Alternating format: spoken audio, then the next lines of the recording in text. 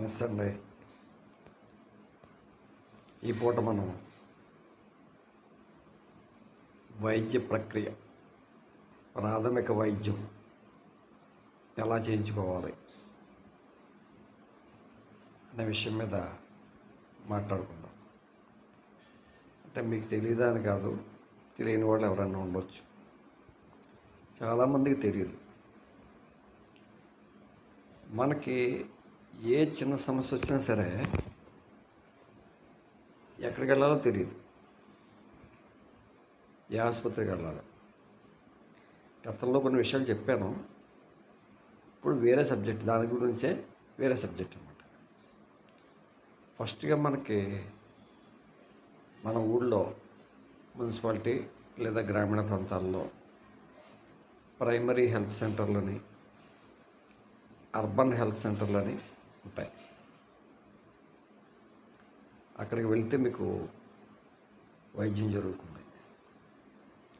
మీకు చాలామందికి తెలుసు, కానీ ఎందుకో అక్కడికి వెళ్ళడానికి సంకోచిస్తారు. అక్కడికి వెళ్ళాలి మనం, ఎందుకంటే మనం గవర్నమెంట్కి ఎన్నో పనులు కడుతున్నాం. గవర్నమెంట్ మన కోసం కొన్ని వందల కోట్ల రూపాయలు ఖర్చు పెట్టి మెడిసిన్స్, పరికరాలు, ఆసుపత్రులు, సిబ్బందిని పెడుతుంది. మనం వినియోగించుకోవాలి. అలాగే ఈ ప్రాథమిక వైద్యశాలలో ఒకవేళ ఏ కారణమైనా వెళ్ళకపోతే ఏ ఆసుపత్రికి వెళ్ళాలి? ఈ మధ్యకాలంలో చాలామంది కొన్ని ఆసుపత్రికి వెళ్ళాయి, బాబా అంత అయిపోతుంది ఎంత అయిపోతుంది అని చెప్పి అనుకోవటం విన్నాం, అందరూ వింటాం. ఫస్ట్ మనం తెలుసుకోవాల్సింది ఏంటంటే, మెడికల్ కాలేజీకి ఆసుపత్రికి తేడా తెలుసుకోవాలి. ఆసుపత్రి అనేది ప్రైవేట్ రంగంలో మీకు గవర్నమెంట్లో అయినా సరే ఆసుపత్రులు వేరుగా ఉంటాయి, మెడికల్ కాలేజీలు వేరుగా ఉంటాయి. అయితే మెడికల్ కాలేజీలో కూడా ఆసుపత్రులు ట్రీట్మెంట్ ఉంటుంది, కానీ అక్కడ జూనియర్స్ కూడా మనకి సీనియర్స్ సమక్షంలో వైద్యం చేస్తారనమాట. అంటే జూనియర్స్ నేర్చుకుంటారు. ఎంబీబీఎస్ చదువుకునే విద్యార్థులు ఏం చేస్తారంటే జూనియర్స్గా అక్కడ ప్రాక్టీస్ మొదలు పెడతారన్నమాట. మామూలుగా కొంత చదువుకుంటారు, డైరెక్ట్ పేషెంట్ని కూడా చూడడం అలవాటు చేసుకుంటారు అన్నమాట. అక్కడ సీనియర్స్ ఉంటారు. మామూలుగా ఎంబీబీఎస్ అంటే bachelor of medicine, bachelor of surgeon, ఇవి అయితేనే కానీ, ఈ ఎంబీబీఎస్ అయితే కానీ ఎవరు డాక్టర్గా చలామణి అవ్వకూడదు. ఏమండి? అయితే మెడికల్ కాలేజీల్లో ఈ జూనియర్స్ని మనం డాక్టర్స్ అనుకుంటారు చాలామంది నేర్చుకునే పిల్లల్ని డాక్టర్స్ అనుకుంటారు. వాళ్ళు డాక్టర్స్ కాదు, నేర్చుకుంటున్నారు అన్నమాట. ఫస్ట్ ఇయర్ అయి ఉండొచ్చు, సెకండ్ ఇయర్ అయి ఉండొచ్చు, థర్డ్ ఇయర్ అయి ఉండొచ్చు. అంటే ఒకటో సంవత్సరం అయి ఉండొచ్చు నేర్చుకోవటం, లేదా రెండో సంవత్సరంలో వాళ్ళు అయి ఉండొచ్చు, మూడో సంవత్సరం నేర్చుకోవచ్చు అన్నమాట. 3 సంవత్సరాలు ఎంత ఉంటుంది అది. అవునండి. సీనియర్స్ ఉంటారు. సీనియర్స్ సమక్షంలో వాళ్ళకి వైద్య ప్రక్రియ నేర్పుతారన్నమాట. అయితే మెడికల్ కాలేజీకి వెళ్ళాలంటే, లేదా మెడికల్ కాలేజీలో ఉన్న ఆసుపత్రికి వెళ్ళాలంటే ఫీజులు తక్కువైతేనే వెళ్ళండి. అవునా? మామూలుగా సీనియర్ డాక్టర్ ఆసుపత్రి పెట్టుకుంటే ఫీజులు ఎక్కువ ఉన్నా వెళ్ళొచ్చు, తప్పులేదు. అది సీనియర్ కాబట్టి ఆయనకు అనుభవం ఉంటుంది, కాబట్టి ఆయన ఒక్కరే వైద్యం చేస్తారు కాబట్టి మనం వెళ్ళొచ్చు. లేదు ఆయన సమక్షంలో సర్టిఫికేట్ హోల్డరే వైద్యం చేస్తారు కాబట్టి వెళ్ళొచ్చు. అయితే మెడికల్ కాలేజ్ దగ్గరికి వచ్చేప్పటికి ప్రమాదాలు ఏమీ జరగవు. కాకపోతే అక్కడ మెడికల్ కాలేజీకి మన అవసరం. ఎవరు అవసరం? పేషెంట్లు అవసరం. మెడికల్ కాలేజీ వాళ్ళు జూనియర్స్ దగ్గర చదువుకునే ఈ వైద్య విద్య చదువుకుంటారు కదా, వాళ్ళ దగ్గర లక్షలాది రూపాయలు ఫీజులు వసూలు చేస్తారు. ఎందుకని? వైద్య విద్య నేర్పడానికి. అందుకు అవసరమైన పరికరాలు, సీనియర్ డాక్టర్స్ని అపాయింట్ చేసుకోవటం, బిల్డింగ్స్ మెయింటైన్ చేయటం, స్టాఫ్ని మెయింటైన్ చేయడం, ఇవన్నీ చేస్తారు.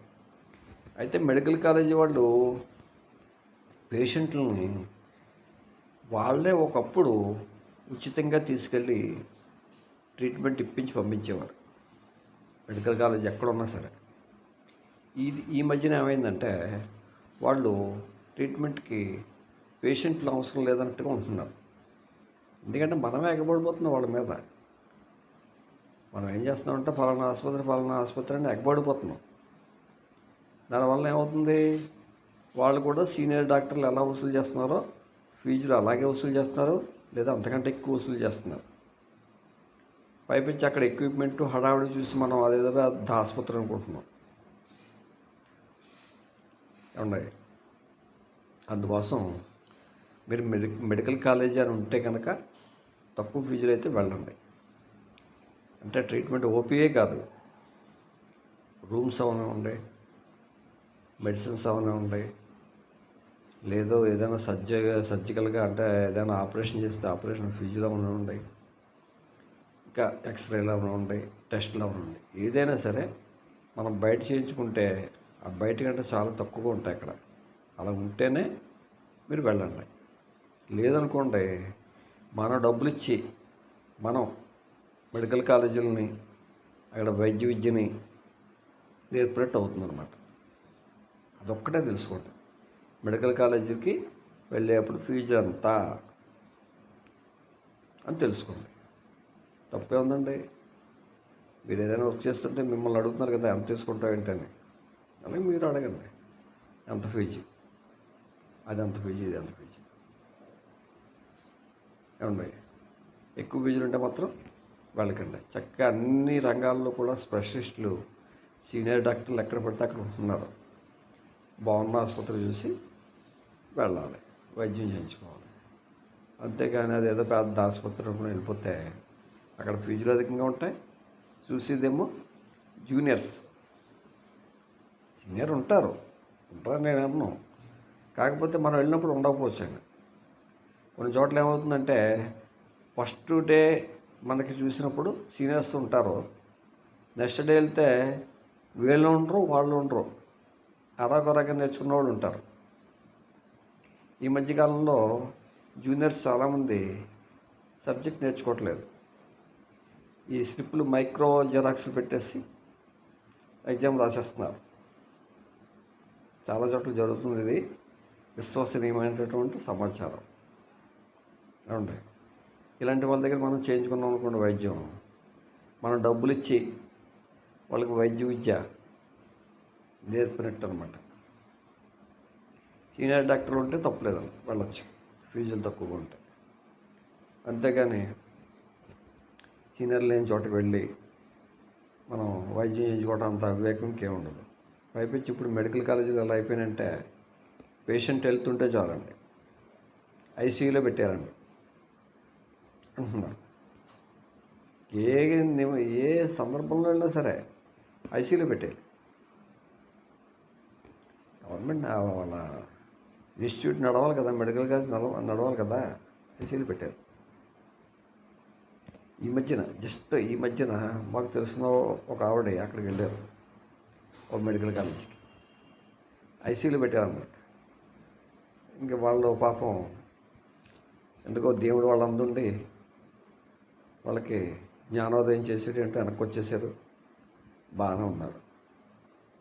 ఐసీయూలో పెట్టాలంటే మాత్రం ఆలోచించండి ఎవరైనా సరే. ఇప్పుడు ఒక వయసు వచ్చేసిన తర్వాత ఎవరైనా వెళ్ళిపోతారు, దానికి ఐసీయూ ఏం అవసరం లేదండి. ఇందులో డాక్టర్ల మినహాయింపు లేదు, డాక్టర్లు అయినా ఒక వయసు వచ్చేప్పుడు వెళ్ళిపోతారు. మళ్ళీ ఐసీయూలో పెట్టడం, రోజు వాళ్ళ గురించి పడి కూర్చోవడం, లక్షల వాళ్ళకి ఇచ్చేసి పోషించడం, ఇవన్నీ అనవసరం. సాధారణమైన డాక్టరు, మంచి డాక్టర్ ఎక్కడ ఉన్నారో చూసుకుని వాళ్ళని కలవండి, వాళ్ళు మంచి వైద్యం చేస్తారు. ఒక విషయం చెప్తాను మీకు, వినండి. మాకు తెలిసిన ఒక ఆవిడ, ముసలావిడ, ఓ సందర్భంలో చాలా క్రితం అనమాట, ఇంచుమించు ఒక 30 సంవత్సరాల క్రితం జరిగిన సంఘటన ఇది. ఆవిడ పోయారనుకుని కుటుంబ సభ్యులు ఏం చేశారంటే బయట కూర్చోబెట్టేశారు. కదలట్లేదు ఆవిడ. పోయారనుకుని కూర్చోబెట్టేశారు బయట. శీతాకాలం అనమాట. శీతాకాలంలో కొంచెం చలి ఎక్కువగా ఉంటుంది కదండి. ఎందువల్ల ఆవిడ కదలట్లేదు. పోయారంటే పోయారు అనుకున్నారు. బయట కూర్చోబెట్టేశారు. చిత్రం ఏంటంటే కాసేపటికి ఎండ అది వచ్చి వాళ్ళు కదలికలు మొదలైనవి. ఎండలో డి విటమిన్ ఉంటుందంటారు కదా, అలాగా మొత్తం మీద ఏం అద్భుతం జరిగిందో తెలియదు. ఆవిడలో కదలికలు మొదలైతే మొత్తం మీద ఎవరో చూశారు. ఇప్పుడు కదులుతుందంటే కదులుతుంది అనుకున్నారు. మళ్ళీ జాగ్రత్తగా ఏదో ఏదో మొత్తం మీద ఏదో ఇచ్చి మంచినీళ్ళు ఇచ్చారు, ఇంకోటి ఇచ్చారు, మొత్తం మీద తీసుకెళ్ళి ఒప్పుడికి కూర్చోబెట్టారు. బతికింది ఆవిడ, బతికింది. అంటే ఫస్ట్ చనిపోలేదు కాబట్టి బతికింది. ఒకవేళ ఏదో మొత్తం మీద ఎందువలన ఆవిడ బతికింది. ముందు కదలికలు లేవన్నారు. ఉండవు. మొత్తం మీద ఎండ సూర్యోదయం అయ్యేటప్పటికి సూర్య భగవానుడి దయ వల్ల ఆవిడ బతికింది. అలా చాలా ఆళ్ళు ఉంది ఆవిడ, జీవించి కొన్ని నెలలు ఉంది. అలా కంగారు పడిపోకూడదండి మనం. ఏదైనా జరిగిందనుకోండి, ప్రతిదానికి కంగారు పడిపోతే ఇంకేం ఉండదండి, రోడ్డు మీద పడిపోవాల్సిందే. ఉంటారు కొంతమంది ఇంట్లో, ఎవరో ఒకరు ఉంటారు కంగారు పడిపోయేవాళ్ళు. ఉండవు. కంగారు పడిపోతే ఏముంటుందండి, ఏమి ఉండదండి. మన దగ్గర ఉన్నంత బిల్ చేస్తారు, తర్వాత తీసుకోమంటారు అంతే. మన దగ్గర ఉంటుందంటే ఫలానా చోటకి వెళ్ళండి, ఫలానా వైద్యం చేయాలంటారు. మన దగ్గర లేదు అన్నట్టుగా కనపడ్డాం అనుకోండి, ఏదో కొంచెం వైద్యం చేసి పంపించేస్తారన్నమాట. అందువలన మీరు మెడికల్ కాలేజీకు, ఆసుపత్రికి తేడా తెలుసుకోండి. అయితే గవర్నమెంట్ ఆసుపత్రుల్లో ఫీజులు తీసుకోరు కాబట్టి మెడికల్ కాలేజీ ఉన్నా మనకి అభ్యంతరం ఉండదు. అలాగే ఈ మెడికల్ కాలేజీ ఆసుపత్రులు, పెద్ద పెద్ద ఆసుపత్రుల్లో ఏం చేస్తున్నారంటే లంచాలు గుంజుతున్నారని ఆరోపణలు ఉన్నాయి. సాధారణంగా ఎవరు లంచాలు పుచ్చుకోరండి. ఎప్పుడో నీతివంతుడు, అసలు కుటుంబం ఉన్నవాడు ఎప్పుడో లంచం పుచ్చుకోడు. వాడు పుచ్చుకున్నా ఏదో ఇస్తే పుచ్చుకుంటాడేమో. మీరు ఏదైనా కృతజ్ఞతగా ఏదో థ్యాంక్స్ఫుల్గా ఇచ్చారనుకోండి, ఏదో పుచ్చుకుంటే పుచ్చుకోవచ్చు. డిమాండ్ చేయటం ఎక్కడ చూడలేదు. అయితే ఈ లంచాలు ఎవరు గుంజుతారంటే డాక్టర్లు, ఈ స్టాఫ్ నర్సులు పేరు చెప్పి అక్కడ రోడ్ల మీద తిరుగుతూ ఉంటారు. ఏ కింద కింద ఏదో కొంచెం వాళ్ళతో చదువు ఉండి, లేదా కింద కాంట్రాక్ట్ లేబర్గా ఉన్నవాళ్ళు, ఏ సెక్యూరిటీ గార్డులు, వీళ్ళు ఉంటారు కొంతమంది, అందరూ కాదు. దుర్మార్గంగా మనం మాట్లాడుకోకూడదు, కొంతమంది ఉంటారు. వీళ్ళు ఏం చేస్తారంటే పేషెంట్ వచ్చి రాగానే వాళ్ళ మీద పడిపోయి, మీకేంటి నేను చేయిస్తాను, బాగా చేయిస్తాను, ఇలాగా అని చెప్పేసి మన దగ్గర డబ్బులు గుంజుకొని వెళ్ళిపోయి మనం జాయిన్ చేసి వెళ్ళిపోతారు అంతే. మళ్ళీ అడిగి కనబడ్డారు. ఉండే సాధారణంగా లంచాలు ఎవరు పుచ్చుకోరండి, నాకు తెలిసి ఎవరు పుచ్చుకోరండి. ఆపరేషన్ చేసినప్పుడు ఏదో తృణోపణం ఆశిస్తారేమో మనకు తెలియదు, తీసుకుంటే తీసుకోవచ్చు. అది డిమాండ్ చేసి ఏదో ఏదో సినిమాల్లో చూపించినట్టుగా ఏదో మా నరమాంస భక్షకుల్లో అయితే ఉండరు. వాళ్ళకి మనత్వం ఉన్నవాళ్ళు ఉంటారు, ఇస్తే పుచ్చుకుంటారు. అవునండి. ఒకసారి మా బంధువులమ్మ ఒకసారి ఏదో కారణం వలన ఆవిడకి లీవ్ లెటర్ కావాల్సి వచ్చింది. కొంచెం లాంగ్ లీవ్ అనమాట. లాంగ్ లీవ్ కావాల్సి వస్తే ఓ చోటకు వెళ్ళారు. చిత్రం ఏంటంటే అక్కడ నేను ఫలానా చోట కలుసుకోమని చెప్పాను, ఫలానా వారిని కలుసుకోండి, ఫలానా చోట కలుసుకోండి అని చెప్తే వీళ్ళు ఏదో రాంగ్ స్టెప్ వేసి ఎవరో వాళ్ళని కలుసుకోపోయి ఎవరినో కలుసుకున్నారో ఏం జరిగిందో తెలియదు. ఒక అటెండరో లేకపోతే ఎవరో మొత్తం మీద అక్కడ లోపల తిరిగి మేనేజ్ చేసే వాళ్ళు ఎవరో ఉంటారు కదండి. వీళ్ళు ఏం చేశారంటే వీళ్ళ వాటాలు చూసి, ఏమంటే ఎందుకు వచ్చారు ఏంటంటే ఇలా లీవ్ లెటర్ కావాలి అని చెప్పేసి ఏదో అంటే, అప్పుడు మరి సర్టిఫికేట్ ఇవ్వాలి కదా డాక్టర్ గారు, ఈవిడికి అనారోగ్యం వచ్చిందని. ఈవిడికి అనారోగ్యం వచ్చింది, ఎవరో ఇంటికి వచ్చారు, ఈవిడికి అనారోగ్యం వచ్చింది, ఈవిడికి ఆసుపత్రిలో ఇన్పేషెంట్గా ఉన్నారని ఏదో మొత్తం మీద ఏదో రాస్తారు కదా. దానికి చాలా ఫీజు వసూలు చేశాడు అటెండర్. అంటే చూడండి, డాక్టర్ గారికి వీడు ఇస్తాడో లేదో తెలియదు. డాక్టర్ గారి పేరు చెప్పి వసూలు చేసుకున్నాడు. డాక్టర్లకు ఉన్న సమస్య ఏంటంటే ఈ కింద స్టాఫ్ మాస్ని వాళ్ళు కొంచెం దూరంగానే ఉంచుతారు వాళ్ళు పాపం. కానీ కొన్ని వాళ్ళకి బలహీనతలు ఉంటాయి కదా, ఈ మాస్క్ భయపడతారు కొంతమంది పాపం డాక్టర్లు. ఎందుకు వచ్చింది, వీడేదో పట్టుకొచ్చాడు సంతకం పెట్టేస్తే పోలా అని ఒక సంతకం పెట్టేస్తారు. అది చూస్తారు, అలా చూస్తారు, సంతకం పెట్టేస్తారు. ఏమండి, అలా ఏంటంటే అలాగే డాక్టర్లు కానీ స్టాఫ్ నర్సులు కానీ చాలామంది పుచ్చుకోరు. ఈ దౌర్భాగ్యం ఎక్కడంటే కింద వాళ్ళకి అండి. మనం పేదలు అనుకుంటాం కానీ పేదలకు దురాశక్తి ఉంటుందండి కొంతమందికి. ఎందుకు మీరు వెళ్తే మీరు కూడా అందులో మారిపోతారు. కొంచెం మానవత్వం ఉండాలి. నాకు ఒక ఆయన చెప్పాడు, కేవలం చైర్ ఇవ్వడానికి వీల్ చైర్ ఉంటుంది కదా, వీల్ చైర్ ఇవ్వడానికి ఎంతో డిమాండ్ చేసిందంట అక్కడ ఒక మనిషి. వీళ్ళే రాగాలు తీసేస్తారు, మానవత్వం మానవత్వం అంటాను, ఉద్యమాలు చేసేస్తారు రోడ్ల మీద వచ్చి.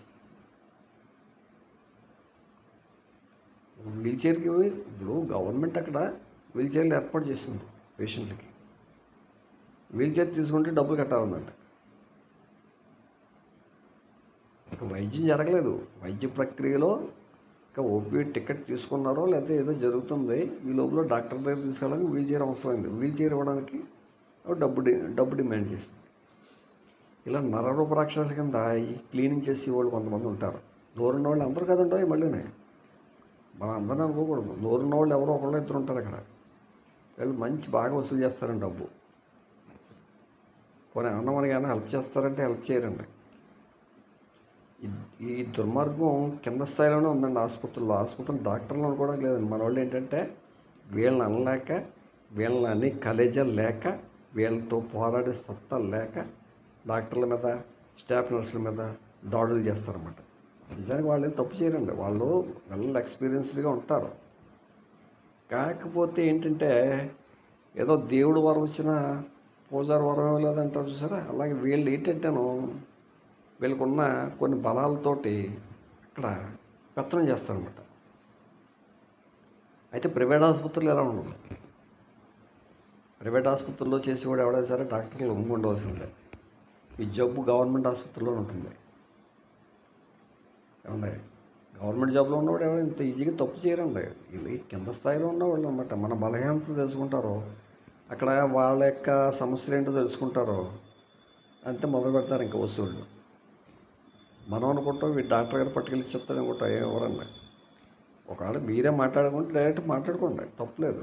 మీకు కావాల్సిన పరిచయస్తులతో ఎవరితోటో వెళ్ళి ఏమంటే ఇలా కావాలన్నా మాకు ఆపరేషన్ చేయాలన్నా లేకపోతే వైద్యం చేయాలని మాట్లాడుకోండి, తప్పులేదు దానికి. అంతేగాని వీళ్ళని మాత్రం ఎటువంటి పరిస్థితుల్లో ప్రోత్సహించొద్దు. ఈ టీవీ ఛానల్స్ వాళ్ళు కూడా వీళ్ళని పట్టించుకోరండి. భయం వీళ్ళంటే ఎంతసేపు డాక్టర్లు నర్సులు వాళ్ళ మీద పడిపోతారు. కింద స్థాయిలో వాళ్ళే అవినీతి. ఒకసారి నేను ఆసుపత్రిలో చేరితే ఒక ఆవిడ వచ్చి నాకు నేను తీసేస్తానండి అంటుంది. ఏమిటి ఇది మనకి నర్వ్ ఇంజక్షన్కి సెలైన్ ఎక్కిస్తారు కదా, ఆ నీళ్ళు నేను తీసేస్తానని వచ్చేసింది. నాకు అలవాటు అండి అంటుంది. ఏంటి అలవాటు? నువ్వేం చేస్తున్నావు? నువ్వు తుడుస్తావు అక్కడ, లేకపోతే ఏదో కడుగుతావు, నువ్వు తీసేటువంటి వద్దన్నాను, వెళ్ళిపోయింది. అవునాయి ఒక స్టాఫ్ నర్స్ చేయవలసిన పని ఆవిడ చేస్తుందా? అయితే ప్రతి చోట కూడా సీసీ కెమెరాల పర్యవేక్షణ అనేది ఉండాలండి. సీసీ కెమెరాల పర్యవేక్షణ అక్కడ సూపరింటెండెంట్ పరిధిలో కదండి, ఆన్లైన్లో ఉంచాలండి. వాళ్ళ ఆసుపత్రి సీసీ కెమెరా కావాలంటే ఆన్లైన్లో ఉండాలి, అప్పుడే వాళ్ళు పనిచేస్తారు. కింద స్థాయి వాళ్ళు బాగా పెత్తనం ఎక్కువైపోయింది. లోకల్గా ఉంటారు కొంతమంది, కడిగేవాళ్ళు తుడిచేవాళ్ళు ఏమి ఉంటారు కొంతమంది. వీళ్ళు వచ్చేసి ఇంకా సామాజిక బలాలన్నీ చూపెడతారు ఆసుపత్రిలో. కొన్ని చోట్ల జరగవాలండి, బాధేస్తారు బయటకు వస్తే ఉన్నాయి. అందువల్ల ఏ ఆసుపత్రికి వెళ్ళాలన్నది తెలుసుకుని వెళ్ళాలి. మెడికల్ కాలేజా ఆసుపత్రి అన్నది. అలాగే గవర్నమెంట్ ఆసుపత్రిలో ఏదైనా ఇష్యూ జరిగితే మీరు ఏసీపీకి పట్టించండి. ఏసీపీ కేసులు పెట్టడం మనం పేపర్లోనూ ఛానల్స్లోనూ చూస్తున్నాం కదా, అప్పుడు వాళ్ళు కూడా అలర్ట్గా ఉంటారు. ముందు డాక్టర్ చెప్పండి, ఇలా అడిగారండి వాళ్ళు ఇలా అడుగుతున్నారండి ఏంటంటే అని అడగండి. ఏమన్నా నీకు వైద్యం చేస్తాం కూర్చోందనుకోండి, కూర్చొని చేయించుకోండి, చక్కగా చేస్తారు. మీరు అవగాహన లేక వాళ్ళ మీద అపోహపడుతున్నారు అంతే. ఏమండి, ఉంటారు.